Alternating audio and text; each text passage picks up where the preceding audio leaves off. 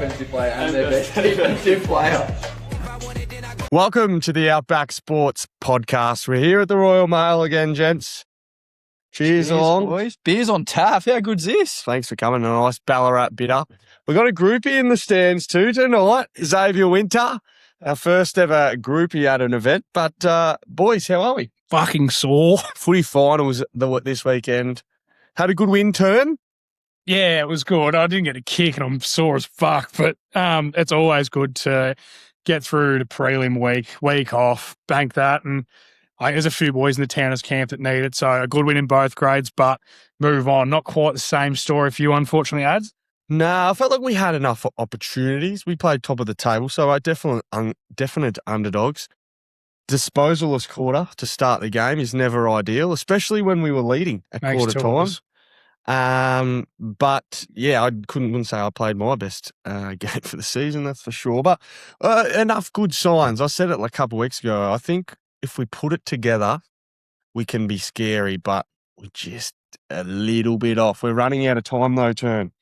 Yeah, that's the thing. It's the hard time of the year. And then when you obviously lose the qualifier, then you've got to front up again the next week, and you've got Skipton, which... The Muse reigning premiers. Reigning premiers. Always a good game between you two. Been a lot of history, so... Plenty of feeling. But it's one that I do know that you Gordon boys get up for really well for. So I'll be there. I'll be front row. I'll be cheering on my Gordon boys. A shout out to our man, the mighty Millbrook mayor, Geordie Clempett, plays his 200th game. Week, yes. So we'll be there watching him along. But yeah, fingers crossed you can get it done and keep going on. That's the plan. What did you get up to on the weekend?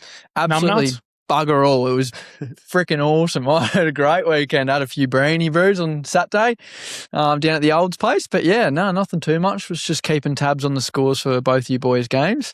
But yeah, footy, hey, it was a bit of an interesting round of AFL, wasn't it?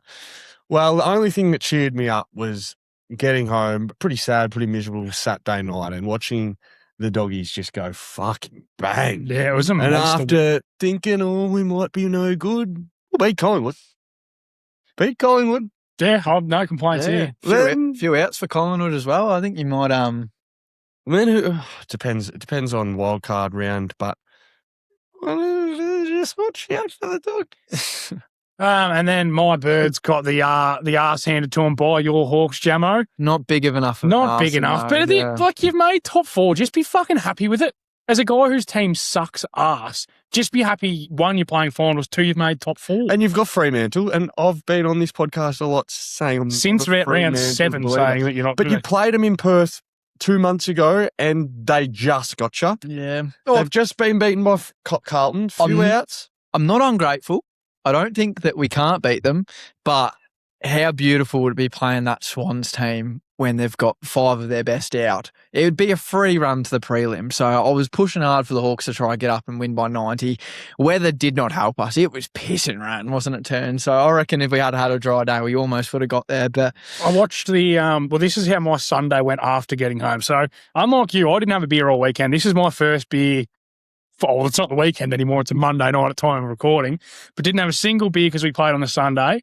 I limped home after footy. I had a 25-minute ice bath, followed by a 40-minute Radox hot bath, and I sat with my phone watching the footy. And halfway through the first quarter, I said, "Yep, seen enough." I was not in the mood. I was not even worried. I said, "Why would we worry about turning that rubbish off?" Yeah, fair enough too. I think I'm on a 7-day kill streak with the frost at the moment. It's hard when you've got these amazing sponsors that send you out brews. It's like you've got no excuse not to have a beer every night. But anyway, that's off season, isn't it? Now, just before we really rip into the program, I was obviously out of office Wednesday, and I copped a lot of flack from the big fella on my right. Which is fair enough too. I will cop it. It's not my game, NRL, but my God, I am banging that door down. The beautiful big pearly doors here at the Royal Mail Hotel. I am banging them down. I'm going to land a multi soon. You just put a bet on a sport you don't follow, and it costs you your multi.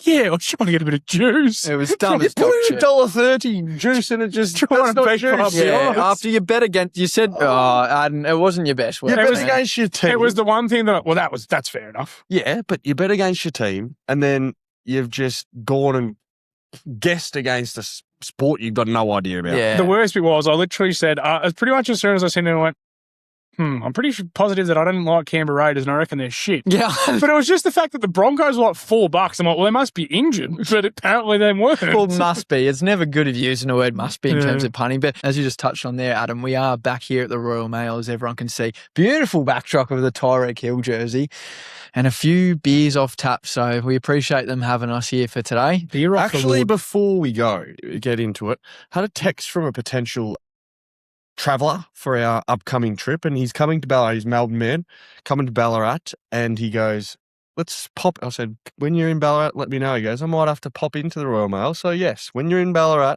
Sebastopol, get into the Royal Mail, support the locals. Bit of Ballarat bitter off the wood. Yeah. Thanks for coming. Let's get into the program though. Unbelievable! Oh, wow! Incredible! First down. Rightio, our winner of the week this week after I tore shreds off them last week. Here's the Aussie cricketers. They're back on the winners board and in a fucking big way. Bangladesh up in Mackay, first innings, absolutely rolling for 64. They couldn't bat again. Once again, we relied on another gritty 67 from Cam Green. Good on you, mate. Good on you. I'm still not sold. But then to turn around and go and bowl them out again for 95 and have the test match done in 2 days, Mitchell start with 10 wickets for the match. It was a genuine piss take. And once again, like I said on our podcast last Monday, once again, the Australian batsmen don't do anything and our bowlers bail us out once again. It's the loosest term of winner of the week ever. You're playing Bangladesh. Beat Bangladesh. It's not that fucking hard. The fact that Bangladesh beat them, and they should still be the losers of the week because they tied a series against Bangladesh. When you were in Cam Green's saying he was done, well, I told the people, I'm not promoting gambling because I don't bet, but when he says Cam Green's out of the side, that means Cam Green's going to make runs. It's just obvious. Right. Well, I'll give you this then. We've got so this sets up now. We have a 1-day series, a 3-match series against Bangladesh now, just 1-dayers. And then we roll into our summer of test cricket where we've got 4 tests against New Zealand and then the centenary test, which we will be at. The test series up against New Zealand. Does Marnus play? No. Okay. So, because if I sit here and go, Marnus should be dropped and Marnus won't make any, what do you say then? I agree. I thought you were going to turn around in your theory and go, we'll get him to make 100. The difference is Cam Green has the talent. So Marnus has, but Marnus hasn't made runs for. He hasn't made 100 in 2 years. Yeah. Cam Green made one in 2 weeks ago. And we did. The biggest worry for me was both Head missed out again. Marnus obviously missed out again. Smith at 40 looked pretty solid again. Webster missed out, had a really dirty couple of test matches. It just sort of again gets to this whole, I'm not really sold on where Australian cricket is, where we're at. Matt Renshaw didn't do a hell of a lot coming in. Obviously, when you only bat once, it doesn't really matter, but I'm still very, very unsure about the Australian cricket future. Well, that's probably enough cricket chat for 2 tests that no one cares. It's not the time of year to be talking about the stumps, boys. I love me cricket, but I love it in summer. I don't love it when there's finals footy. I don't love it when the NFL season's just getting started. Let's talk about it when we get to the centenary test, because I'm excited for that one. Got a fucking long time to wait. What in the world? Second down. Rightio, second down, loser of the week. We have Collingwood this week, boys. They got done by 63 points in a game that just did not matter. But my problem and why they're the biggest loser this week is the player management side of things. They had every reason to rest players this week, or just give them an excuse not to be out in the park. Like, they've rested Scott Pendlebury so much this year. And to be fair, he's played great footy when he's been out there on the park, so it makes sense. Why would you not rest him in this game? He's gone out there, he's got injured, he's under a cloud whether he's going to play under the finals. They're saying a minimum of 2 to 3 weeks, so that could be season done for Scott. Yeah, his season's done. His season's done. They won't play 2 finals. No. They won't play. They might play 2, they won't play 3. I wouldn't have thought, and that all comes down to player management. Like they were saying all week, they were like, there was a big cloud where should you rest Nick Dacos? Should you rest Josh Dacos? Yes. And they made a big fuss that no, the players don't want to be rested, so the players will be out there in the park. And, well, they've gone and they're going to be a first-round exit now. You've been a coach, Adam. In your if you've got players like that, do you go over and say, give him a tap on the shoulder, you're having a week off, it's for the benefit of the rest of our season? Or do you go, oh, you want to play? Fair enough then. This exact thing happened. 2023, we won the premiership, but the last game of the year we played Belen was struggling. We had 11 guys miss because we just didn't exactly that player management. I played selfishly, tracing the league goal kicking, busted my shoulder. Could have finished my season. So that's the exact reason why player management is so important. Obviously, someone has to play. I was the idiot that was the one that played, but there was a number of the boys that didn't play were like, oh, I can. It's not even the fact that you get fresher, yes, but it is that chance of injury. Like, if you don't play, you cannot get injured. You cannot get hurt unless you trip over your toes getting dressed. I don't know, but it's just removes so much risk. 100%. Like, does the tail wag the dog or does the dog wag the tail? Because at the moment it looks like the tail's wagging the dog. Because the doggy's tail's pretty waggy. I think. That was not a reference to the Western Bulldogs, but more of a reference to Craig McRae's coaching there, because it seems like the players are doing the coaching there. And yeah, I tend to disagree with how they've rolled out, and it's going to cost them at the end of the day. So bad luck for the Maggies. Doggy, doggy, doggy. Bark, bark, bark. Never do that again. Pressure and taken down. Third down. We're heading back to the NFL, and we have a bit of pressure on a couple of backups. There's been so much talk about the Browns as 4 quarterbacks. The one team that hasn't probably copped the pressure has been the Pittsburgh Steelers. Now, they've got 4 guys there. Aaron Rodgers, clearly their starter, and 2 young guys, Will Howard, Drew Aller, and Mason Rudolph. I'm not sure why he's on the team, but he is. Will Howard and Mason Rudolph are really under pressure now. Drew Aller has gone out and balled out this preseason. He's looking good. He's looking good. Penn State would be really upset that Drew Aller is doing what he's doing, because last season they just didn't get it out of him. Well, he was injured as well. Yeah, but even when he was healthy, he wasn't good. James Franklin, there's been a lot of calls that he should be. How is he in another job? But yeah, Will Howard and Mason Rudolph, they have got so much pressure on them. They're now fighting for a spot in the NFL. I was about to say, it's not a case of that they're fighting to be the quarterback or backup quarterback at the Steelers. They're fighting to be in the league, because there's, like you say, there's 4 guys fighting for one spot. Rodgers, I think at some stage Rodgers will be gone. They can't start. He will not play the whole year. Spot on. There is not a chance that he can play the entire year. So I think it's a case that Allah will take over at some stage, and then what do you do? Who becomes your backup? Is Rodgers? Is it early retirement? Is it, what do you do from there?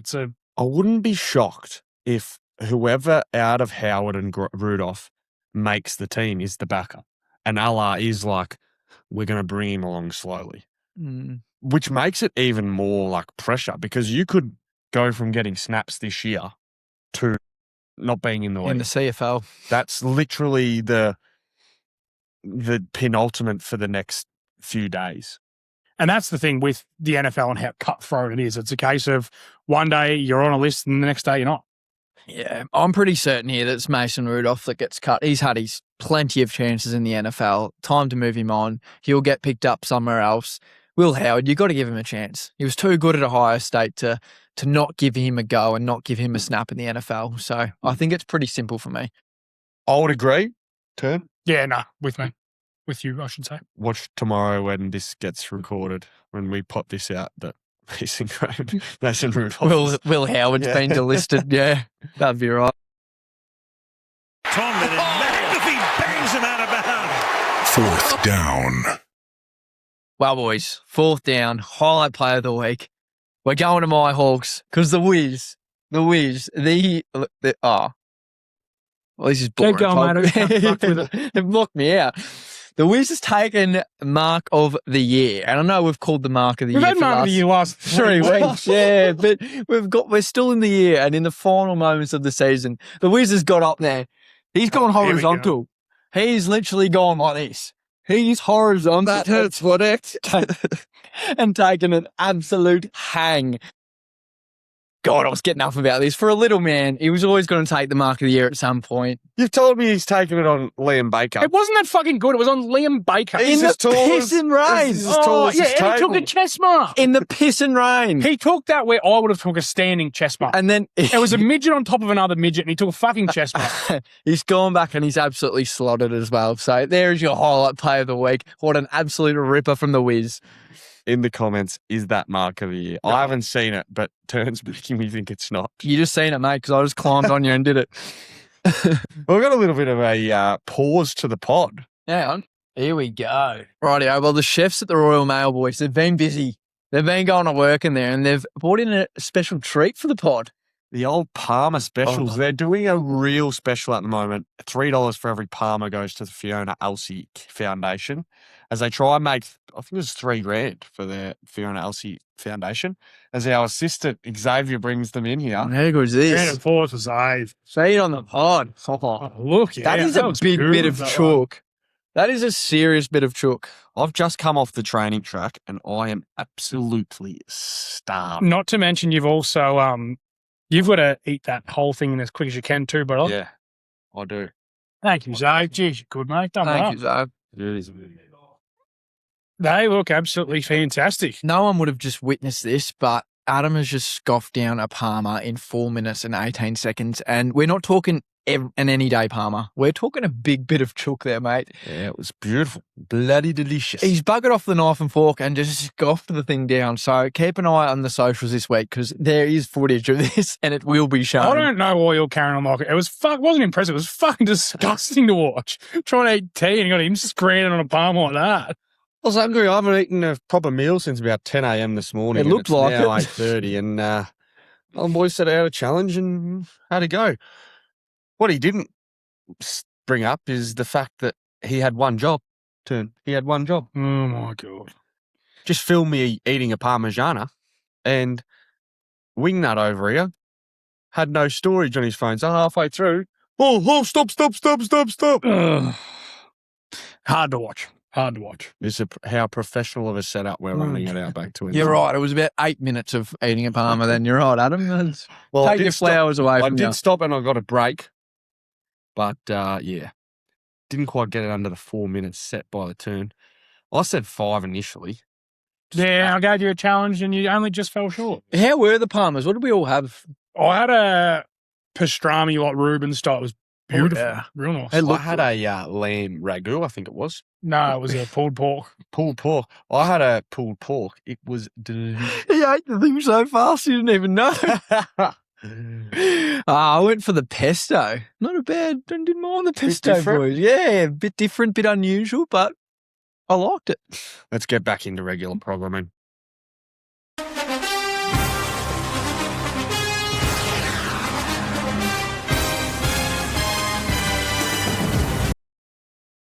A bit of NFL news.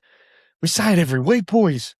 The bloody season can't come quick enough because there's too many good men going down. Bud Clark has broken his ankle, so he'll be done for majority of this season. Tyler Biadish, bang, one go. Thanks for coming. Hang on, I've got the actual pronunciation of this. You can't even say the word No. pronunciation. I've got a recording here of the actual pronunciation because we've all It's been saying pronunciation. Pronunciation. And I get called the dumbest person here sometimes. It's fucking ridiculous. sometimes. This is how it is pronounced. Pronunciated. I've pinned this in a chat. This is how you say it. Tyler Biadish. Great podcasting this. Tyler Biadish. That's what I said, That's didn't what I? he said. Biadish. Tyler Biadish. Hang on, I've played it. Tyler Biadish. Biadish. I'm pretty sure if you check back how I pronounced it, Go again? Tyler Biadish. Nah, that's wrong. Anyway, he's done a knee. He's done for the season. One of the Browns' edges, Alex Wright, who just got paid last season, has done an Achilles.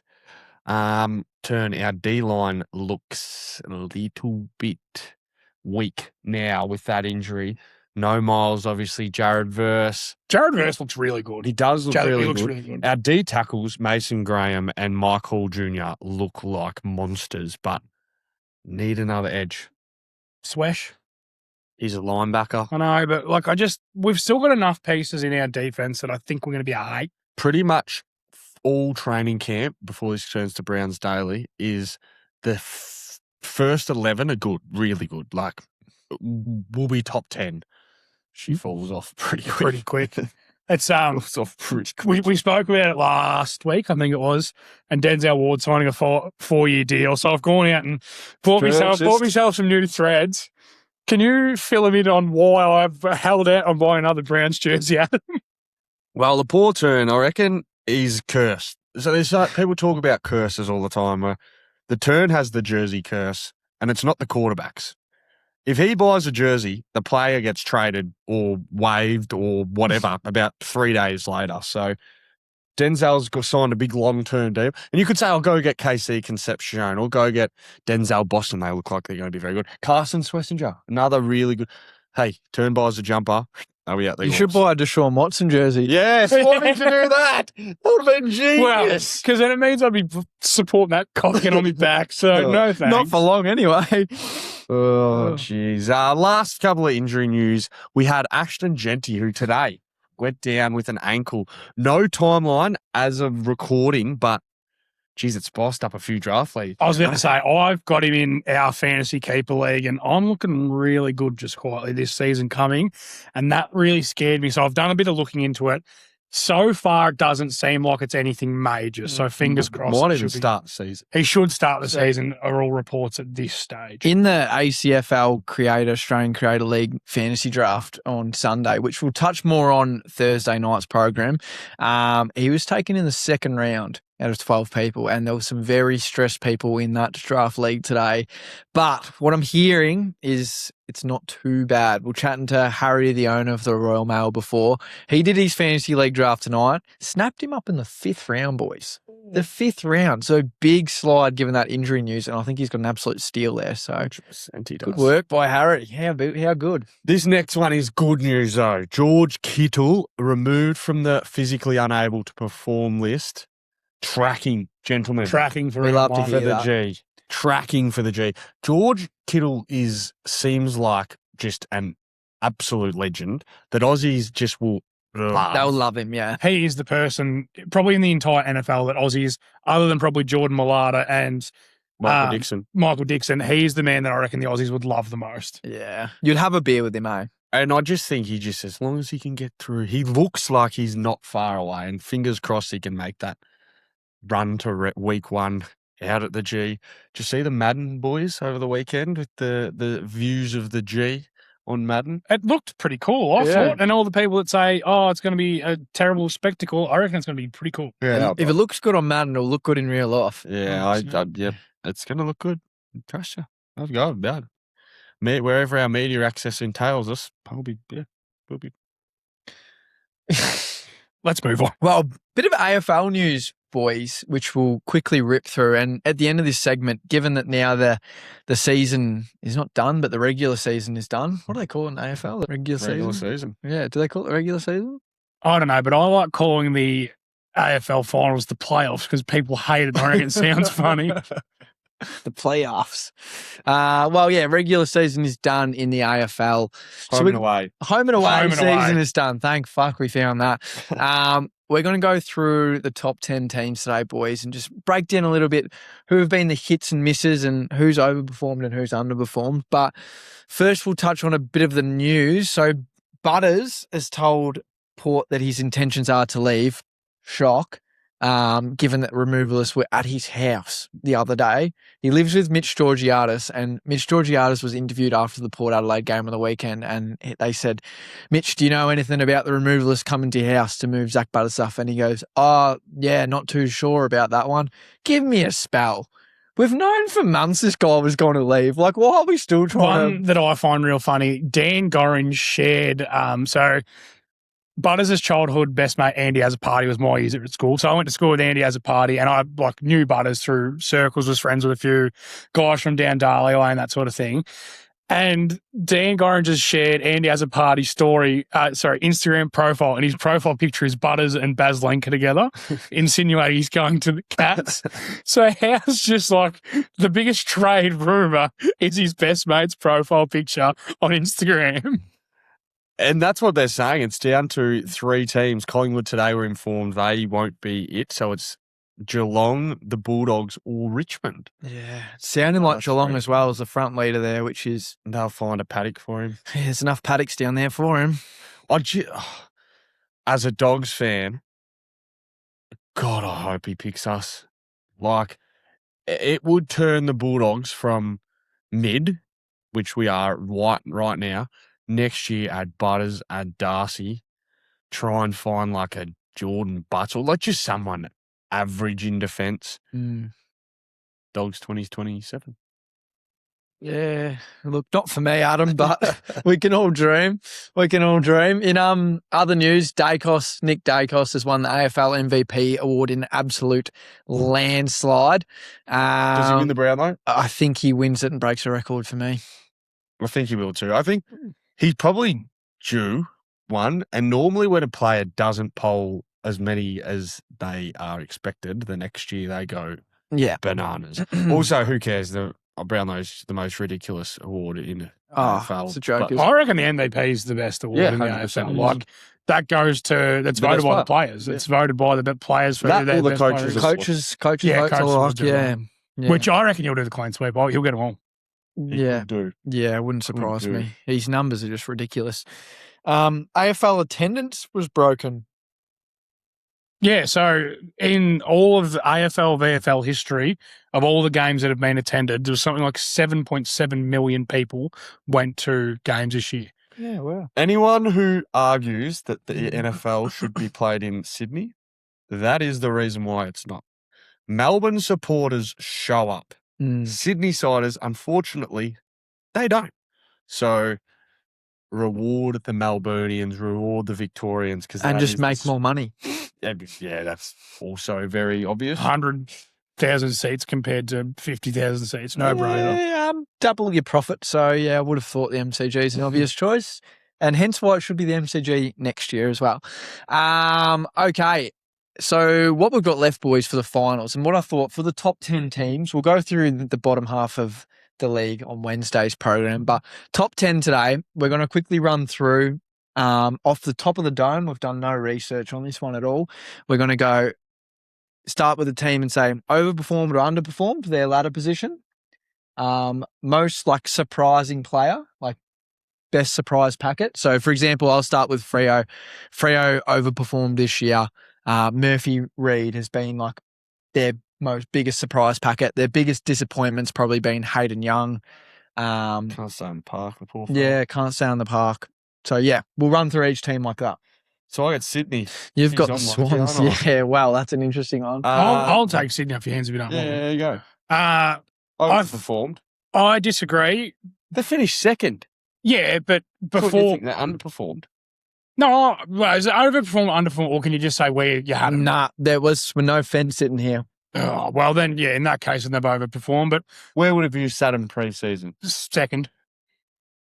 Jesus. I reckon they're, well, there's obviously been a lot happen and they've lost 5 of their best players. in the This last- is before that. I'm just very bullish on Sydney because of the list that they've got and the calibre of footballers they've got. The surprise packet, it's not really a surprise packet, but the return of Errol Goulden was massive. He's my favourite player in the competition. So to see him back and dominating again, and then obviously the disappointing thing for them is the way that their season is going to plan out. Yeah, we don't need to touch too much more on that. Well, I got the Ryans. I'm going to say they have overperformed. And you might say finished third, reigning premiers. How difficult it is to go back to back to back. And they made a grand final before that. So to back it up 4 years in a row, I think is an incredible effort. And if I had to put my money on a team going into finals, it would be Brisbane. So You wouldn't want to play them, would you? no, I think overperformed. Yeah, great season for the Lions. I haven't. Disappointment of the year, Dane Zorko, because he spent about 8 weeks in my fantasy on my bench. So that's the disappointment. You made it about him. Yeah, good on you. And overperformer, Will Ashcroft. I think he has turned into an A-grader. And you could say, he's won norms, and he has, but he hasn't been a consistent dude this year he has been him. Yeah, back half of the year he's been really good. Except for this weekend, you didn't get your Yeah, no, because I put him in my multi and ruined that for everyone. Ty Gallup's been really good. Been a good find for down the, back. Logan Morris. Fuck, how do you go past Logan Morris? Hey? I think Logan Morris, I'm probably like Turn though. I expected him to, look, I think he's one of the best key forwards in the comp. I couldn't agree more. And probably had that expectation coming forward, but How far is he off being the best forward in the a comp? bit. He's not top 10, top 5. That's top 5, and top I 5, find top that 10. is like the hard because who do you think is the best Sam forward? Darcy, and it's not close. Are you taking right now, like Well, 'cause including age? Are you taking Kerno or are you taking Logan Morris? Jeremy Oh, Cameron is. I think Jeremy I Cameron's don't still the think best. Jeremy Cameron plays next year. So Yeah, well, Yeah. Sam Darcy's the best because if everyone's fully fit, I still think it's Cameron. Sam Darcy. I Nothing think, special. I think it's Wizard. Well, go on. Talk about your Hawks, mate. All Get right, it out of your system. Hawks. I'm going to say we underperformed this year. I think we were good enough to finish top 2. I think we should at least finish 3rd. And the reason being, I know we finished 7th or 8th last year, but we knew we were going to be a top 4. We were premiership favourite at the start of the year. We genuinely, if we didn't draw with Collingwood twice, we finished 3rd and we're rolling into play City. So I'm going to say we marginally underperformed. Biggest surprise packet was definitely Wizard. He went from being a very good small forward, a good young small forward, to being the best small forward, and it's not even fucking close this year. Probably biggest disappointment, I'm going to say, is Josh Weddle. There was a lot of people expecting Josh Weddle to take a big jump going into this year. Probably regressed, if anything. So, yeah, that's probably where I would land on for the Hawks, but I could talk about them all day, boys, so We know. take the reins off He me. definitely could. Weddle is one of those blokes that is a really traitsy. Like he has all the traits to be a superstar. Kisses traits. I also didn't realise he's still only 22. Yeah. He's 22, yeah. Very young. I might take the Cats if that's okay. Go for it. As my wife is a Geelong supporter, I think they have underperformed, but they are my biggest watch going into finals. They lost, I think it was 4 games in 6 weeks by under a goal. If you look at all the key stats, Geelong are like one of the teams to beat this final series. I think if the Dogs win and so do Melbourne, we get to play Geelong, so the Dogs will be done and that won't help my relationship much. But the Cats, I think they've underperformed in terms of they probably expected to be top 4, but they were so close to being top 4.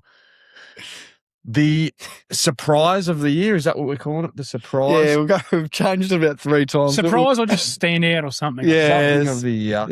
Yeah. Ollie Dempsey is Great call. all-Australian wingman in my eyes. Broke He the is record for super duper star. most goals ever from a wingman.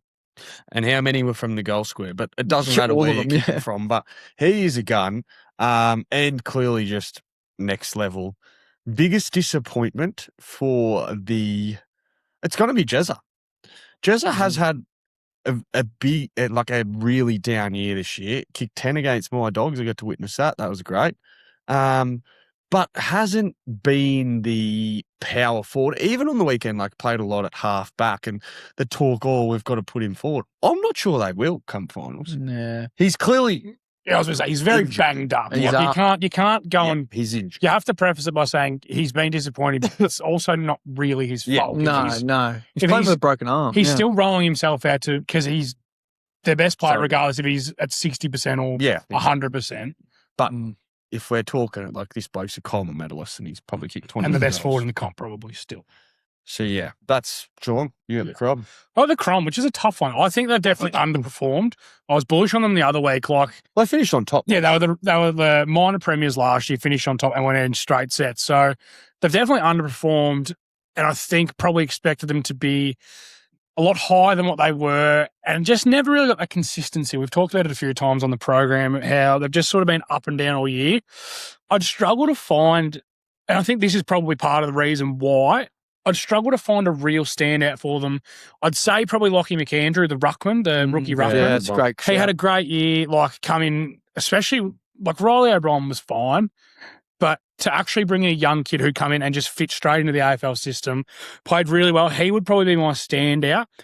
But other than your ruckman, I don't think much stood out from their season to me, and that's probably why they didn't go as well as I expected them to. And their biggest disappointment would, I think, just as a club, their inconsistencies is probably my biggest disappointment. Like, as I said, finished reigning minor premiers last year, and then could never just, put 4 or 5 weeks in a row like what a Fremantle would do, where they'd lose one and then they'd bounce back so strong and go again. They'd lose one they shouldn't, then they'd win 2, and then they'd lose another one they shouldn't. Then they'd have a shit fight against like a Richmond. So that's probably my biggest disappointment with the I'm going to club. give you a player, and it is Dan Curtin, because I love Dan Curtin. Me I too. think he can be a top 10 player Easy, in the yeah. comp, but he's still just a wingman and bit mid. Like that, you He's need also him to be 19 or 20. Like, Yeah. Yeah, but you need him to be him. He's another tradesman. Yeah, he is. Yeah, Yeah, but he's shown it and he's proven it. Yeah. So, yeah. but he's it's harsh, but he's my disappointment. Yeah, Phil thought for me. Yeah, All Australian last year, and Yeah. hasn't. Hasn't been a top Delivered. 10 forward. You no. could say Rochelle as well. Like, there's a lot of talk Star. pre-season about He him. led their goal kicking, though. It's okay. Yeah, he led their goal Probably kicking. again says more about their form as a side for me. But Mm. anyhow, we'll move on from the Crom. Love it. I've got them D's, boys. Definitely overperformed. I didn't have them making the top 10 at the start of this year. I thought Petrarca, Oliver going out, that there was going to be a big regression for the D's, and they've been seventh. Probably doesn't justify how good their season's actually been. They could be top 4. Yeah, they could have been top 4 if they beat the Dogs. Like, Genuinely. wouldn't have. But yeah, that's where they were going for. Biggest surprise packer, I'm going to say Tom Sparrow. He's had a massive breakout this year. He's always been a bit of a plotter. He's always been that, he's your 21st, 22nd sort of play. He's your last rotation in your midfield. This year, he's been arguably probably their best midfielder. Been unbelievable this year, Tom Sparrow. A lot of their young guns took this next step too, like Harvey Langford, Cade Chandler had a really good year as well. I think a lot of their younger blokes took a step. And someone who was talked up probably that didn't at the start of the year was Caleb Windsor. Like, people talking he was going to be All Australian, going to be this superstar, and he probably didn't. Yeah. Well, Even Cozzy, probably overperformed what everyone thought he was going to.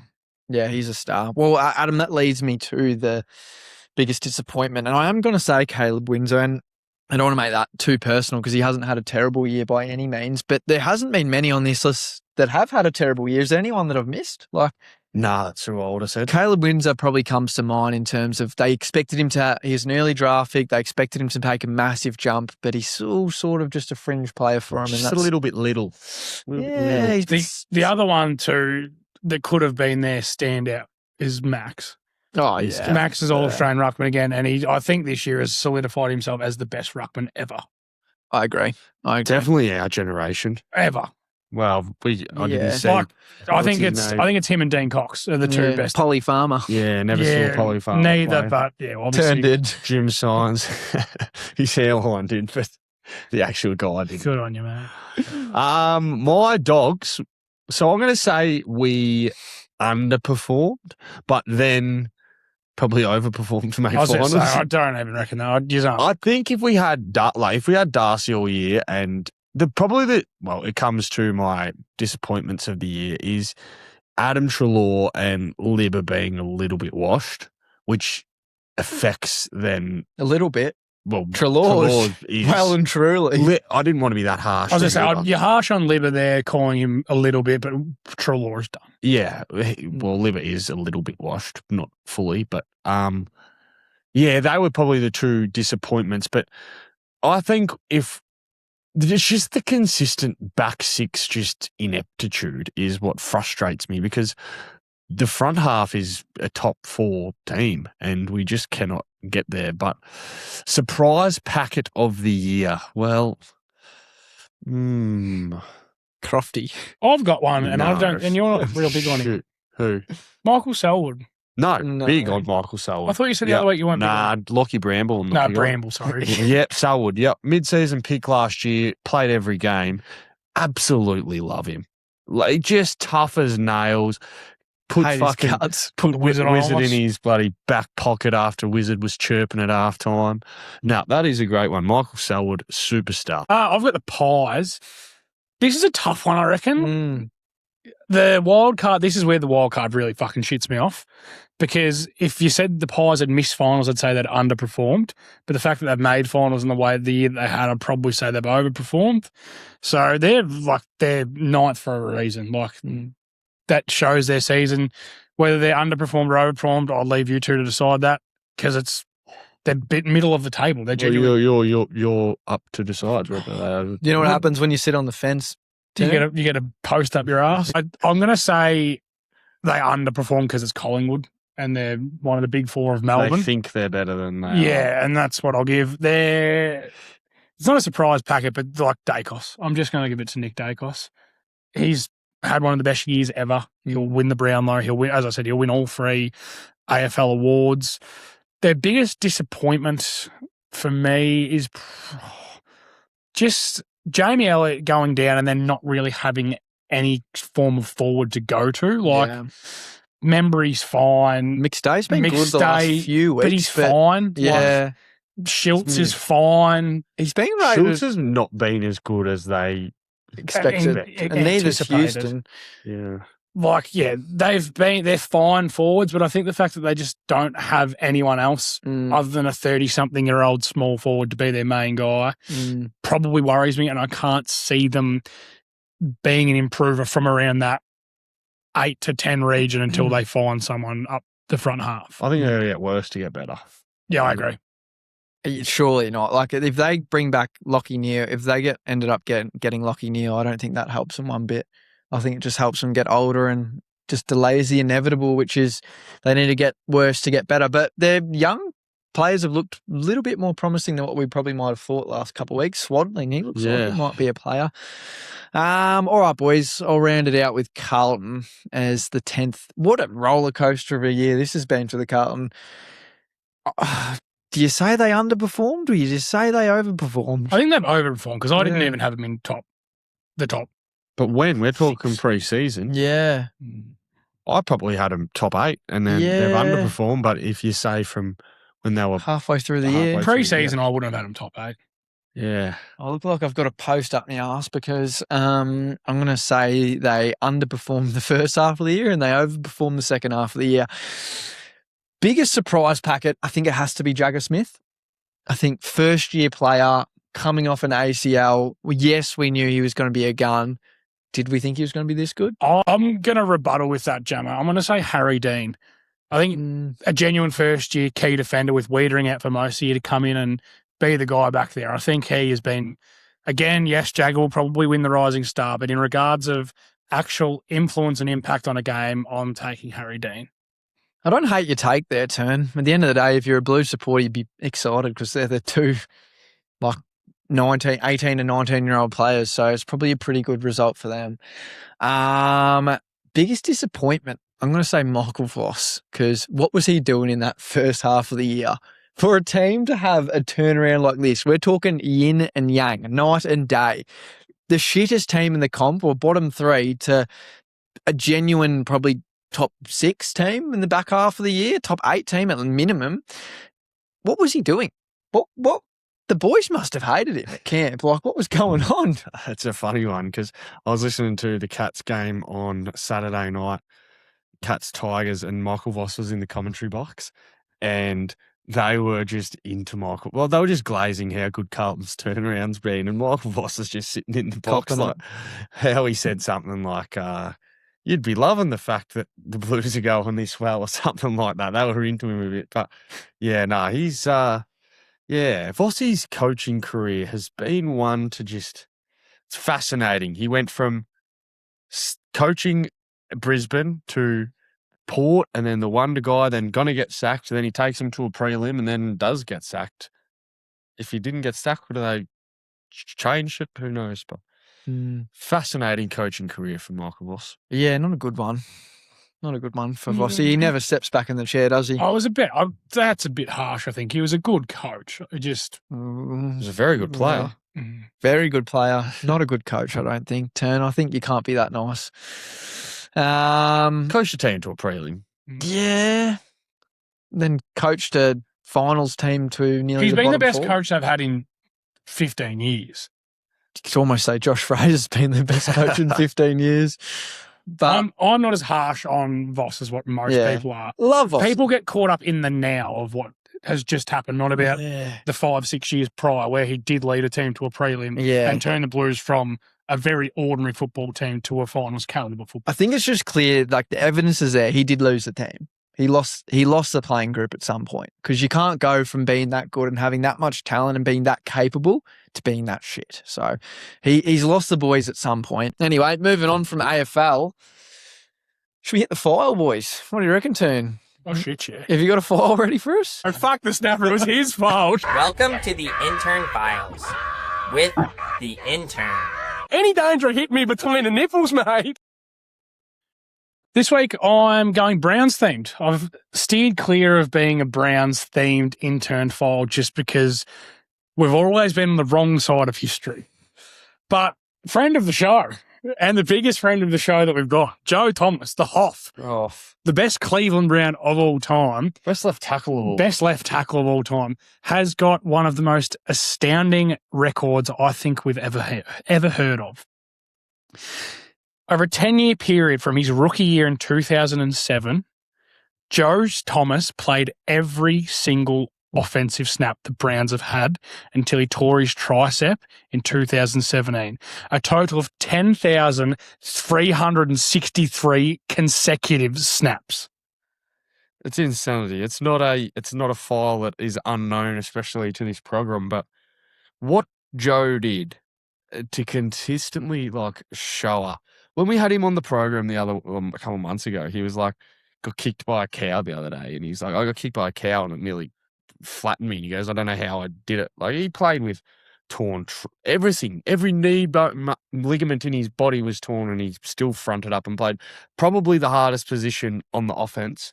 And physically, he's getting a car crash Monster every time against some athletic freaks. And it's not just, he didn't just play.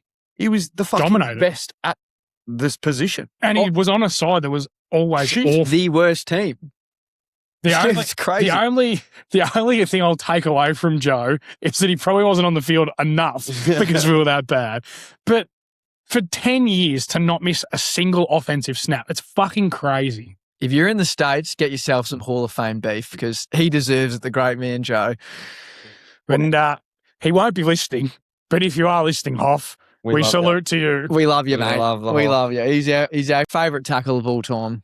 I actually had a listener of the program too text in, and we actually had a listener of the program text in and question the turn. Yeah, I liked it. Okay. Yeah, I liked it too. I encourage this. It wasn't so much questioning, it was more, have you heard of this stat, this stat, this stat? Jared Gibson, if you're listening, Jared, thank you very much. Appreciate it.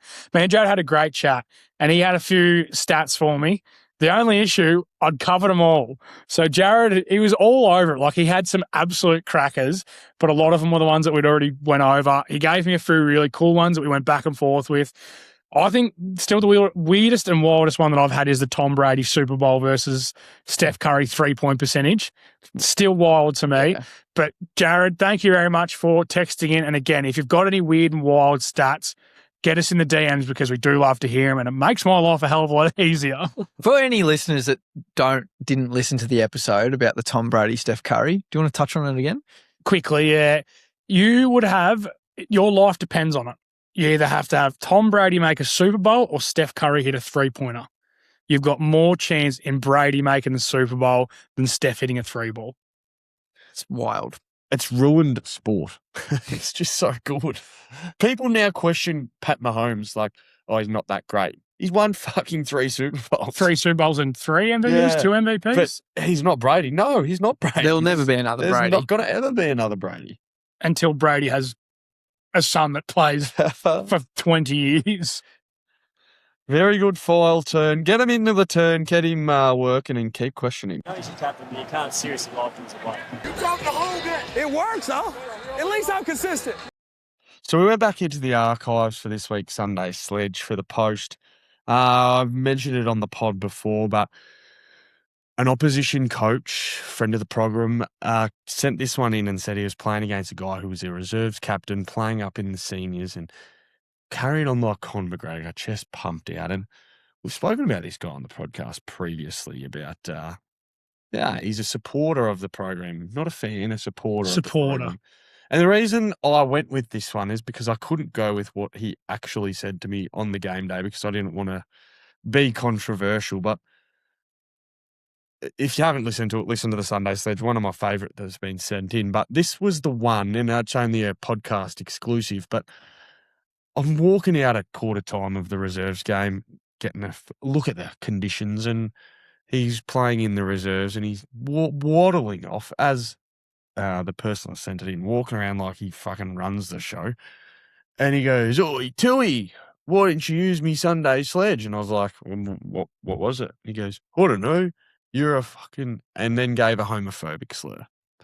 It's like, of all the things to say, like, how unintelligent, how dumb. Was this the weekend just gone? Yeah. So he was playing in the twos. And I'm not playing. And you went, oh my God. And he comes up with, "Oh, you're a homophobic slur." Like, this bloke, this guy, and I, like, really, like,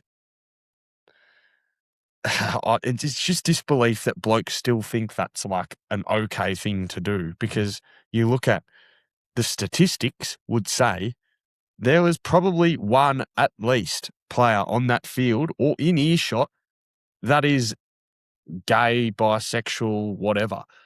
And you've got a bloke just flapping his gums thinking it's okay to just try and demean people like that. Like, that's why I come after him again in the Sunday Sledge. But it was baffled. Honestly, this doesn't deserve any more speaking time that's already got. What a muppet. Well said. What a muppet.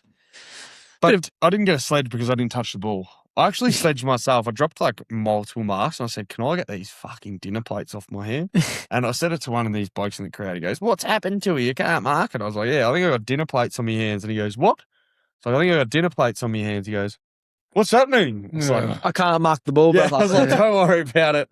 It's not worth it." Oh, no. Even your sledges up. Yeah, so my sledges on myself I can't have, but we're going to guesswork and you've been sacked. Oh, well, hang on. I got a sledge. Oh, did you? I got a sledge. Oh, Yeah, sledge. I got a sledge. Just Actually, two got good one sledge. once. Yeah. As I said, I was ridden on Saturday, and it was one of them days as a key forward where the defender would grab you as you'd go to lead, or it'd get over the shoulder, or it'd hold on to you. Not once did the umpire see it. Not once did I get a kick for it. Just shut up and went about my business. It got late in the game, and early on I hadn't really had much of the, like, I reckon I would have had 5-6 touches max, maybe, like pretty quiet. 6-7? But you were there and you would have watched. There was a lot of times where late in the game, bailout kick, you go long down the line to your key forward. A big turn. Pretty much. And I would have, in the last quarter alone, would have had 6-7 contests alone in the last quarter where it's just lead up, bring it to ground for the smalls, stoppage, go again. And it was about the third in a row at one stage, and it was in front of our coach's box, and it was in the midst, and then he spoiled it out of it. And we're running back deep to the pocket, and the man that was playing on me goes, "Another one through your hands, mate. You just can't mark them today." And I just said, "Fair enough." And I gave him a pat on the bum, and I said, "Fair enough, brother. I'm not arrogant. I'll cop it, and I know when I've been beaten. You've played well. But if you can't see over there, you've got 30-odd points to make up, brother. So I'd be worried about winning the game rather than what I'm fucking doing." We ended up going on a winner by about the same margin, 5 goals or whatever.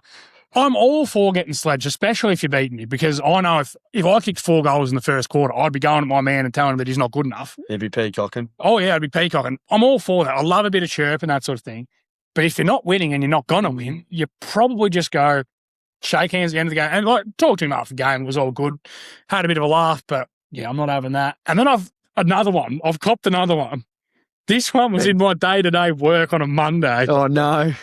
So working with one of my good mates today, and he goes, "I'm going to buy me lunch." And I said, "Yeah, no worries." And I thought, I'll call in, get myself a drink. And I was like, I'll get a couple of little golden goodies, a couple of dimmies as well. Said to the lovely lady behind the desk, I said, "Can I just get 2 dim sims and whatever?" She's like, "Yeah, all good." And she looked at me real funny, and she's like looking at me as if she knew who I was. And I sort of paused thinking, do I know who this is? Is she one of Courtney's work colleagues or friends, or played netball with her, or knows my mum?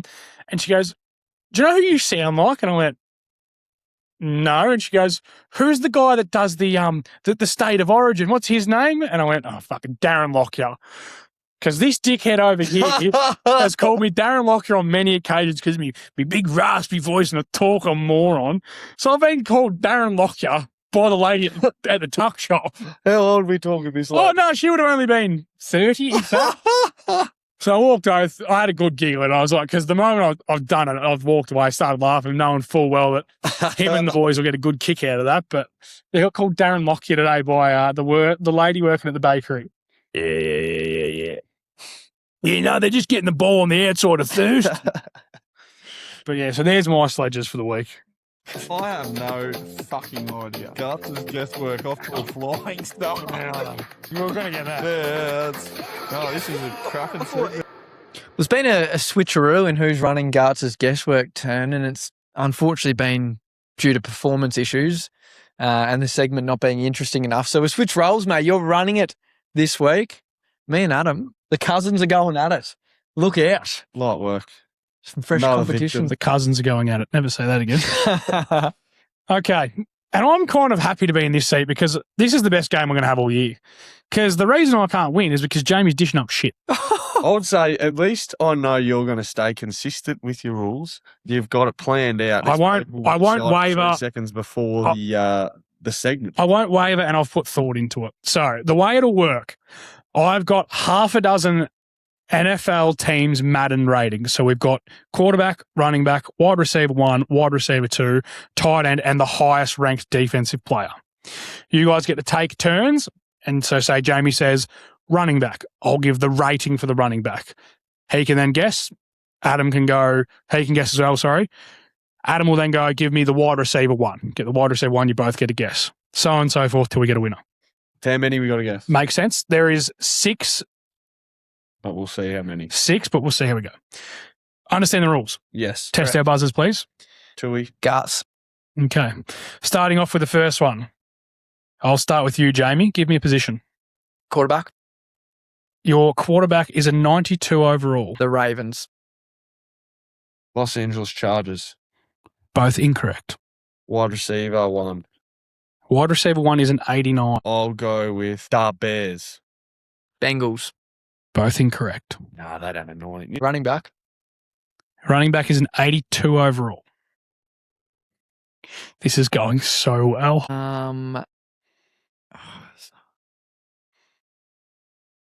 Rams. Washington. Both incorrect again. Fuck. Wow. Until we don't play a whole lot of Madden. We'll go with tight end. The tight end is an 86, which... Can we just go through them again? So we've got... Yep, I can give you. So you've got a 92 overall quarterback. Yep. You've got an 89 wide receiver 1, an 86 tight end, and an 82 overall running back. You're looking at good quarterbacks. Like a 92 overall quarterback is a top half of the league quarterback, which we've covered. The Patriots.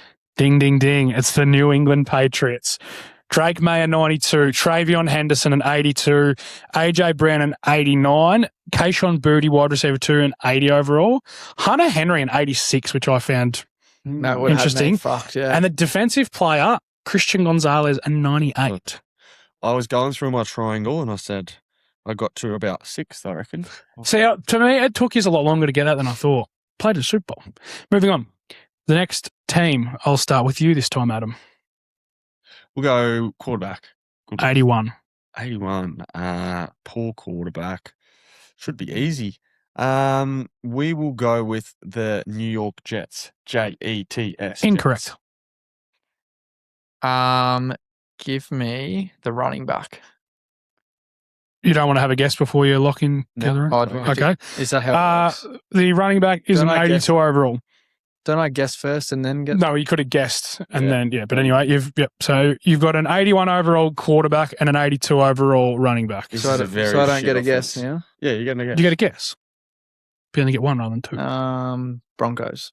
Ding, ding, ding. It's the Denver Broncos. I only need one guess, mate. Oh, Bo Nix, an 81. J.K. Dobbins, an 82. Cortland Sutton, an 87. Jalen Waddle, an 86. Evan Ingram, a 78. And Pat Surtain, a 97. such a bad offense, isn't it?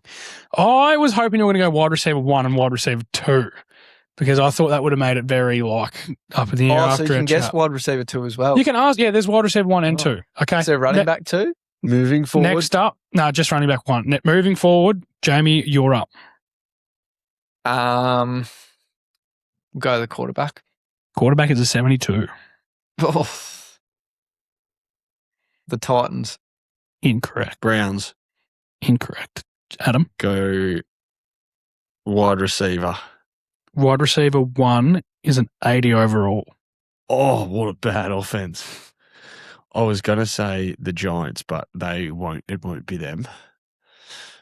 We'll go the Jets. No, Garrett Wilson would be better than that. Incorrect. That's such a bad guess. Dolphins? Incorrect. Go wide receiver 2. Wide receiver, sorry, that's a mistake, but hardly. Wide receiver 1's an 81 and wide receiver 2's an 80, Oh, that's interesting. which again might shock you when we have a team reveal. Giants. Incorrect. A shit quarterback. You've got a 72 overall quarterback, an 81 wide receiver 1, and an 80 wide receiver 2. I don't think it should be, but the Saints Incorrect. will go. Give me a tight end. Tight end is a 99 overall. Oh, that should give you the answer. Who's the best tight end in football? Having him giggle in the sideline doesn't help. I'm just so happy with my game. So a 99. Oh, it's Training Pride. It's the Cards. Correct. It is the Cardinals. We have got Adam 2-0 in front. No, 2-1. 2-1, sorry. 72, Jacoby Brissett, 82, Jeremiah Love. Michael Wilson is the wide receiver 1 at 81. Marvin Harrison at 80, Trey McBride at 99, and So Buda Baker obvious. at 90. Moving on, it is back to Adam to lead the way. How many questions left? 2 more. If I get, And then I've got a couple of tiebreakers. I get this, I win. Simple. Okay. Quarterback. Always got to start with quarterback. So cowardly. 77. Doesn't really help you Yeah. either. No, mid. We'll go with the New Orleans Saints. Incorrect. Running back? Running back is an 81. Are you looking at notes on his computer? No, obviously. You can see my He's not. He's daydreaming. The Giants. It's the New York Giants. Yes! Come on! Jackson Dart a 77, Cam Scattervoo an 81, Malik Neighbours an 86, Darius Slayton a 78, Theo Johnson a 77, and Brian Burns the highest ranked defensive I player. thought that was high 89. for Scat. I thought that was very high for Scat. which is Wow, why we're I all was- tied up. Yeah, this is the one then. There is 2 more, Well, and I've got a just say tiebreak. Jamie, you're starting us off. Tight end. Titan is a 79. Why can I not think of teams now? The Bengals. Incorrect. Chargers. Incorrect. We'll go quarterback. 77. Shitty quarterback. Plenty of them. Titans. Incorrect. 77 quarterback. 77 quarterback and a 79 tight end. The Bucks. Incorrect. Huh? Baker at a 77. You wash your mouth there. Oh, sorry. I kind of panicked and forgot teams. We'll go running back. Running back is an 87. Oh, the Dolphins? Incorrect. Fuck. The Falcons. Incorrect. Oh, that's Bijan different. would have been better. For what it's worth, I'm pretty sure Bijan's a 98 or 7. That was a poor rushed guess. We'll go a wide receiver. Which one? 1. 87. So you've got a 77 overall quarterback, an 87 overall running back, an 87 overall wide receiver 1, and a 79 overall tight end. Seattle Seahawks. Are you talking about the guys that just won Super Bowl? Yeah. No. That's a good guess. Mm. The Jets. Incorrect. Jets. What do we got left? I'll go wide receiver 2. Wide receiver 2 will not help you. It's 76. Oh, that's painful. I'll give you the defense too, both. No. It's not going to help you. The highest rated defensive player is an 84. So the That does team help. So you've got a 77 quarterback, 87 running back, 87 wide receiver 1, 76 wide receiver 2, 79 tight end, and an 84 defensive player. So the team sucks, but they got a couple of weapons. You got 5 seconds to lock in a guess. each. Browns. 5, 4. No, it's his go, then it's mine. Yeah. Well, I said we the just- Browns. Incorrect. Well, that would have been quite high for. Okay, so we're going to mid. Shit, Where's timer on this one, Turn? I'm going through the division. 5, 4, 3, 2, When you start 1. Give us one. The Saints. It's the New Orleans Saints. I want the timer on that. Tyler Sharp, 77. Travis Etienne's an 87. Yeah, I didn't That's agree what with that. was throwing me. Chris Olave, an 87. Jordan Tyson, 76. Jawan Johnson, Oh, it's even a 79. And Justin Reed, an 84. Another. I thought their defense Do would you, have been for better. shits and giggles, do you want to have the last one or not? Well, isn't it? I would tie up here if it's 2. Well, do you technically can tie, and I do have a tiebreaker. Yeah. Well, how long's Yeah. Garts guarantee? Well, mate, you said 6 questions. So I did say 6 questions. Okay, final one. It's you to kick us off. Quarterback's an 75. So shit quarterback. Indianapolis Colts. It's at least an 80. Incorrect. I left both of our teams off this on purpose. That was just a drive. Running back? Oh, you left both out. 83. The Titans. It's the Titans. We're all tied up. Okay. My tiebreakers, I haven't gone for teams. How many 99 overall players are there in Madden this year? Tui, 7. Say Garts 3. Adam is your winner. There is 699 overall. Well, boys, that is a wrap coming here from the Royal Mail. Good feed tonight. Delicious. No, it hasn't actually upset my stomach, which is a huge dub, because I was adamant it was going to upset. You gutsed it. You gutsed it.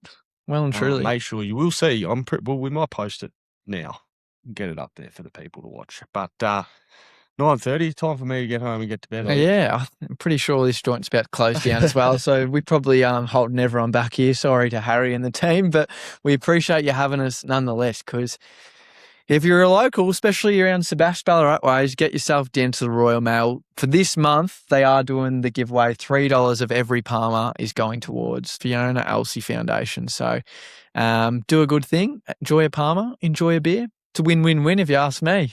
Wednesday night, we'll be recording from Richmond Sporting Globe. Time might just change a little bit. A few things have actually come up in the last sort of 3 or 4 Recording hours. will still come out at the same time. Recording will come out, but if you want to join us, there'll be a few people coming Wednesday. Watch the show. You reckon it's a fucking late finish tonight? Crossed. Yeah. All right, see ya. See you, See you Russell. like a whistle. See ya, Russell.